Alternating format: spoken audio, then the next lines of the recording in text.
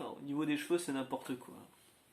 Heureusement, demain, je vais chez mon coiffeur. Mon coiffeur un peu gênant, qui fait des câlins, tout ça. Enfin, qui veut faire des câlins, toute proportion gardée. Bonjour, nous sommes dimanche. Alors, pour vous, c'est dimanche. Pour moi, au moment où j'enregistre, c'est jeudi matin. Parce que j'ai un planning un peu serré cette semaine, donc du coup, j'enregistre le jeudi matin. Ce qui fait que vous ne verrez pas aujourd'hui les nouveautés Comics VO que je vais choper demain chez Astro City. Vous les verrez la semaine prochaine. Euh, mais vous verrez quand même du comics, hein, je vous rassure. Et puis, on va partager quelques petites réflexions que je me suis faites cette semaine. Euh, Notamment, j'ai vu passer là récemment des gens qui disaient que dans leur librairie, type Fnac ou Cultura, le rayon comics était réduit comme peau de chagrin, expression de papy, au profit du rayon manga. Alors je le comprends en fait, parce que c'est vrai que le manga en ce moment avec le pass culture, c'est juste hallucinant.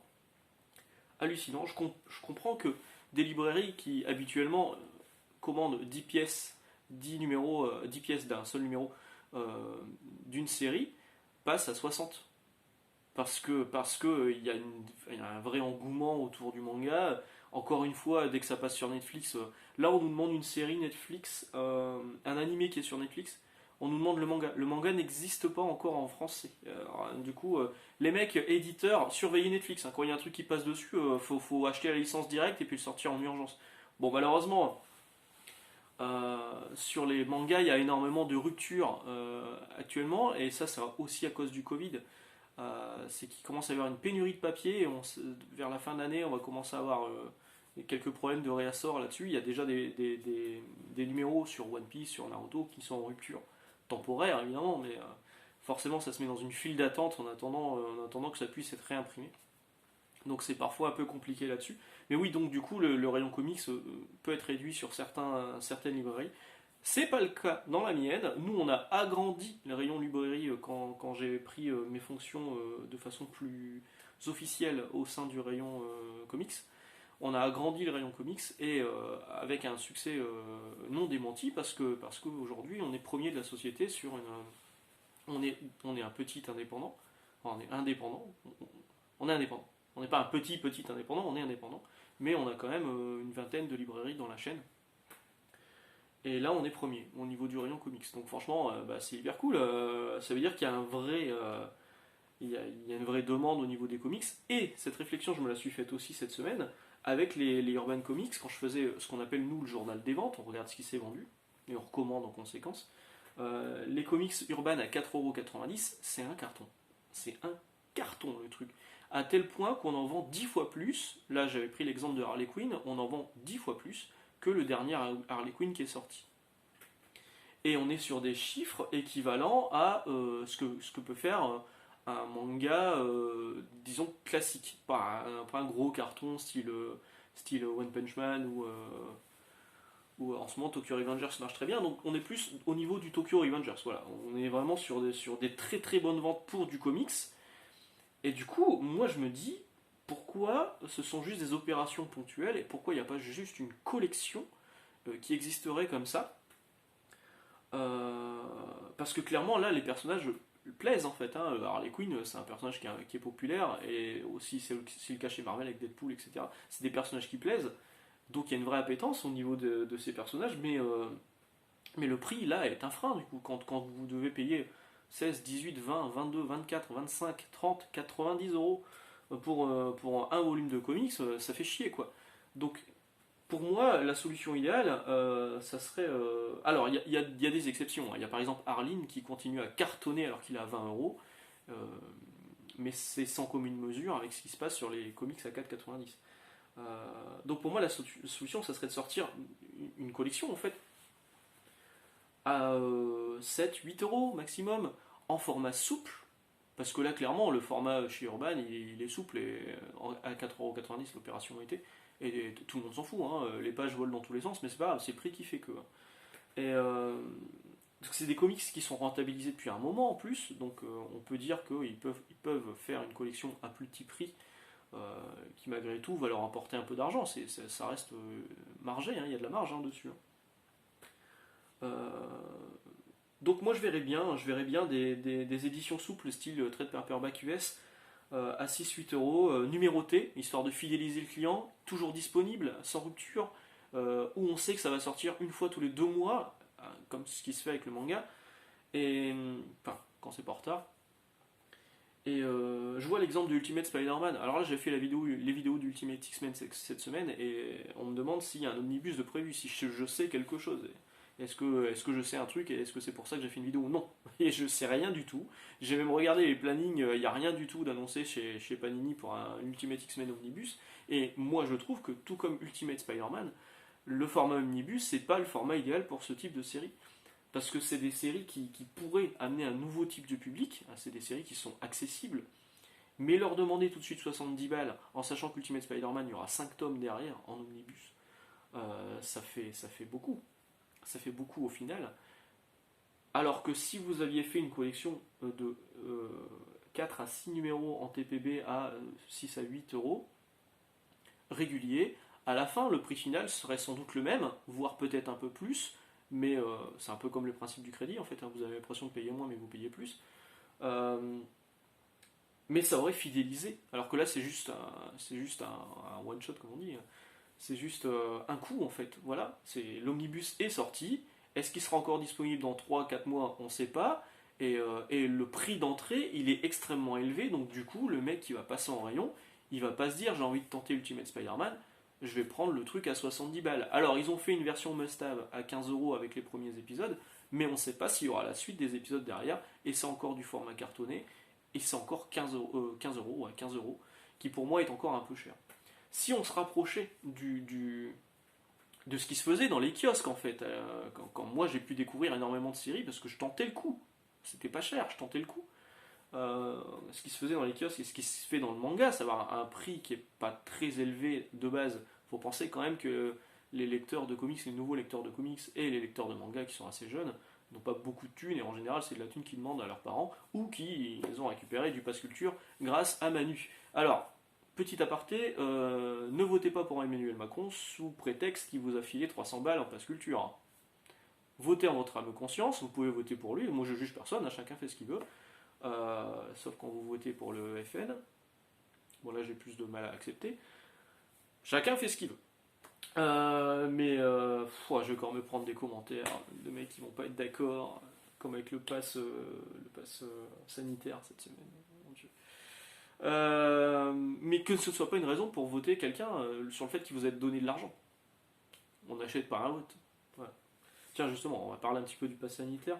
Je vais en finir avec l'histoire de ce que moi je voudrais voir dans une collection à petit prix chez Urban ou chez Panini. Donc j'ai parlé de Panini, que Ultimate Spider-Man devrait être dans un format TPB souple, mais Urban pourrait faire pareil, hein, avec les New 52, avec les Batman de Snyder, avec la Justice League de Geoff Jones. Si ça sortait en format souple, trade paperback à 6-8 euros, bah moi déjà je le mettrais carrément en avant, et puis je pense que ce serait vraiment une bonne idée et que ça pourrait effectivement relancer un petit peu la machine, parce que là, le comics, il tourne dans un milieu, on va dire, presque fermé. Ça ne recrute pas énormément parce que les mecs qui ont acheté à 4,90€ ou à 5,99€ leur Immortal Hulk tome 1 et qui veulent le tome 2 qui passe à 17 ou 18 balles, bon, ils vont peut-être rester au tome 1 du coup. On a un exemple de l'éditeur Vestron là, qui vient de baisser ses prix, qui a cartonné cette année sur certains titres et qui du coup a annoncé qu'il allait baisser ses prix. Alors ils étaient déjà assez chers de base, hein.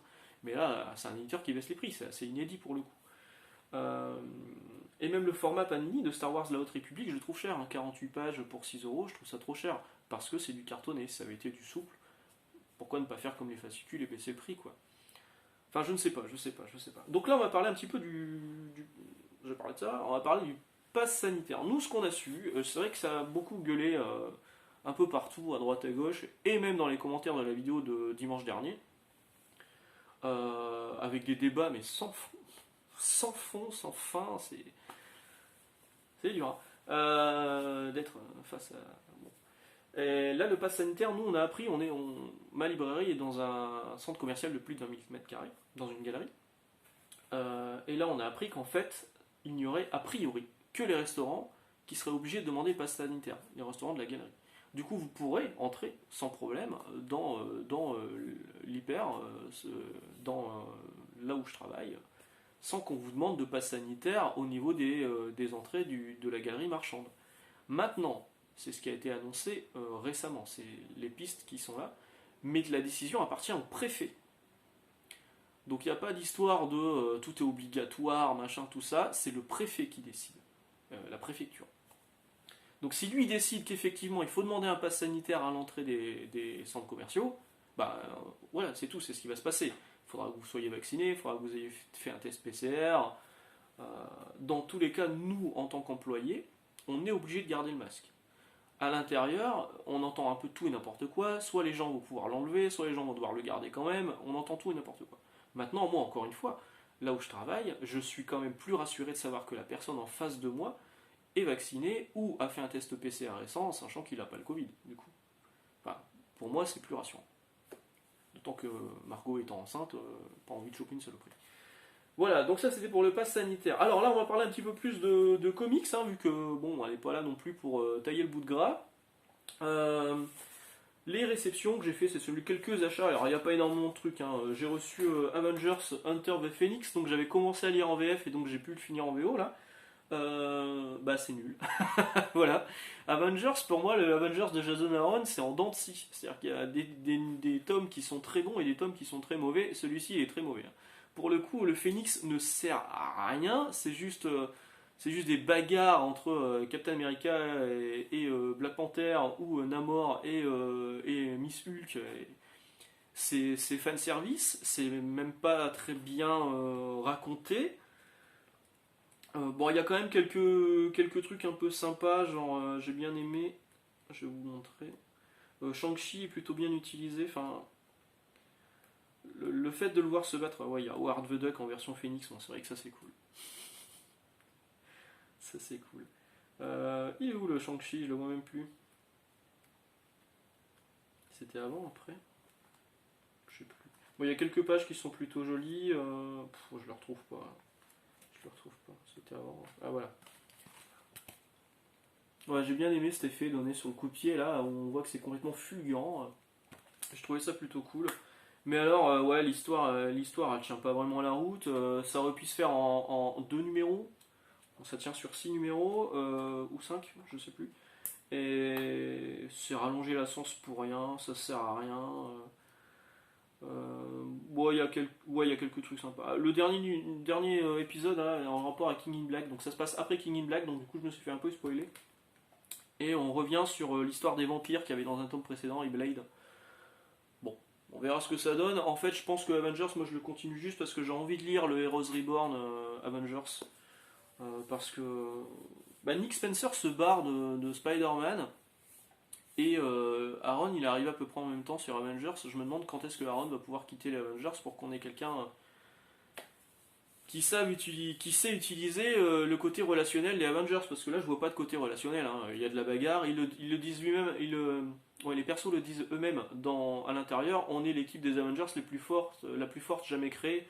Mais t'as l'impression que c'est que ça, que c'est que des bourrins et que niveau relationnel, il se passe pas grand-chose. Franchement, c'est une déception. Hein, les Avengers de Aaron. Il y a des numéros qui sont bons. Hein. Globalement, moi, il y a des moments où j'ai passé un bon moment de lecture. Mais là, sur celui-là, moi, il m'a tout fait redescendre d'un coup. Hein. Pouah, descendre d'organes. Paf. Voilà, ça c'était le Avengers de Aaron. Je viens de récupérer Firepower de Chris Samney, le tome 3, le volume 3 en VO. Bah, je l'ai pas encore lu, mais j'ai qu'une hâte, c'est de le lire. Tiens, d'ailleurs, je les ai reçus par Book Depository. Les deux prochains, le prochain, je vais vous montrer aussi. Je les ai reçus par Book Depository et j'ai pas eu de frais de douane. J'ai tenté Book Depository en sachant que des Book Depository appartient à Amazon. Je me suis dit, on va tenter. Et j'ai pas eu de frais de douane. Donc voilà. Maintenant, je sais qu'il y a des personnes qui ont commandé sur Books ETC qui n'ont pas eu de frais de douane non plus depuis l'histoire du 1er juillet avec les douanes obligatoires. Bah, je vais tester Books ETC. On va voir ce que ça donne. Donc Firepower, c'est toujours aussi bien. La VF sort, je crois, à la rentrée. C'est traduit par Edmond Touriol en français, donc autant vous dire que la VF est plutôt cool. Et ouais, c'est vraiment cool. Et c'est Chris Samney. Chris Samney, il est extraordinaire au niveau du trait. Et j'ai hâte aussi de lire. Je crois que c'est Jonah qui va sortir chez 404 Comics, dessiné et scénarisé cette fois par Chris Samney. Et ça sortira aussi en septembre de mémoire. Le dernier comics que j'ai récupéré cette semaine, c'est Stillwater. Alors en fait, je connaissais pas. Franchement, j'étais complètement passé à côté. Et c'est Skybound X numéro 2, qui m'a fait lire une histoire de Stillwater, et ben, j'ai adoré. J'ai adoré, en fait. Le principe de base, c'est que Stillwater, c'est une ville où les gens ne meurent plus. Ils restent à leur stade, enfin, d'après ce que j'ai compris, hein, j'ai pas encore tout lu. Ils restent à leur stade, c'est-à-dire que s'ils sont enfants, ils restent enfants tout le temps, s'ils sont vieux, ils restent vieux tout le temps, mais du coup avec leur maladie, tout ça, mais ils n'en meurent pas, ils ne meurent pas en fait. Et là, cette histoire, elle m'a vachement touché parce que le gamin, pardon, il a un vieux chat, et le vieux chat, il veut quitter les bords de la ville. On n'a pas le droit de quitter les bords de la ville parce que les gens de la ville ne veulent pas que l'extérieur découvre qu'il y ait ça, pour évidemment, je pense que pour pas qu'il y ait un exode, pour pas qu'il y ait des gens qui viennent pour avoir la vie éternelle dans cette ville, ils veulent leur tranquillité. Et donc on n'a pas le droit de quitter la ville. Et lui, il va laisser son chat partir, son vieux chat partir, qui n'en peut plus. Et bah forcément, j'ai fait un parallèle avec Michel, quoi. Plus le chat lui ressemble. Et j'étais hyper touché en fait sur ces quelques pages. Je me suis dit putain, en plus l'idée de base est plutôt cool. C'est scénarisé par Chip Zdarsky qui fait un travail merveilleux sur Daredevil. Et dessiné par Ramon K. Perez. Alors le trait je l'ai pas trouvé extraordinaire, mais bon c'est plutôt correct. Et ouais, l'histoire de base me plaît carrément. Y a aucun éditeur français qui a priori a chopé les droits. Bah allez-y les gars, c'est du Zdarsky quoi, n'hésitez pas. Et donc je vais le lire et puis j'en ferai sans doute une vidéo pour en parler une fois que ce sera terminé. Sinon, là on va parler 2 secondes de jeux vidéo, alors pas grand chose parce que je suis un gamer at work, do not disturb. Pas grand chose cette semaine, hein, si ce n'est que je continue à shmupper comme on dit. Et là j'ai chopé ça. Galaxy Storm. C'est un shmup. Je vais vous montrer un petit peu comment ça démarre. Mais il a une particularité ce shmup, en fait il est sorti sur Switch, mais à la base il était sorti sur... voilà, là je vous avais compris. À la base il était sorti sur PC, c'était un dodging game érotique. Alors là il n'y a plus le côté érotique, hein. On voit pas les boobs. En plus il paraît que la version PC elle était hyper trash. Mais vraiment hyper trash. Donc c'est un vertical. Elle était hyper trash et là c'est complètement édulcoré, hein. Il y a juste la nana avec des gros boobs sur le côté, quand elle se fait toucher elle fait un cri un peu bizarre, voilà, c'est tout. Maintenant le jeu il est pas exceptionnel. Alors première difficulté, il est disponible que sur l'eShop japonais, donc il vous faut un compte eShop japonais. Ensuite il va falloir choper une carte dématérialisée pour pouvoir l'acheter en dématérialisé. Il coûte moins de 1000 yens, donc ça fait à peu près 8€. Mais c'est clairement pas un shmup exceptionnel. En plus de ça, le portage il est pas terrible. L'image est vachement granuleuse. On a l'impression de jouer à une Mega Drive qui a été branchée en Péritel sur une télé HD, sans filtre, sans rien. Les musiques font très Mega Drive aussi. Pas un défaut, hein, ça. Mais surtout, le jeu tourne en 30 fps et parfois on a l'impression qu'il y a des boulettes qui disparaissent. C'est un peu chelou. Il y a même des bonus qui apparaissent à l'écran. J'arrive pas à les choper, je comprends pas. On peut pas changer la disposition des boutons. C'est toujours avec B et A. Ce qui n'est pas idéal, B1, juste là. Bon, j'essaierai avec mon stick arcade pour voir ce que ça donne. Mais c'est le non-conseil de la semaine. Moi j'adore les shmups. Celui-ci je l'ai pris parce que je suis un gros dalleux du shmup. Et bon, on va attendre un patch. Peut-être qu'ils nous rajouteront les boobs en plus. Voilà. Bah, c'est tout pour moi cette semaine. Je vous dis à très bientôt. La semaine prochaine on parlera d'Ultimate X-Men version sortie dans les Ultimate Universe en français. Et puis on parlera, je ne sais pas encore de quoi jeudi. A priori lundi je participe enfin à un podcast avec Comics Corner, mais j'en parlerai en temps voulu. Sur ce, une excellente journée, d'excellentes lectures ce week-end, profitez du beau temps si vous pouvez, bonnes vacances pour ceux qui sont en vacances, et on se retrouve très bientôt. Ciao.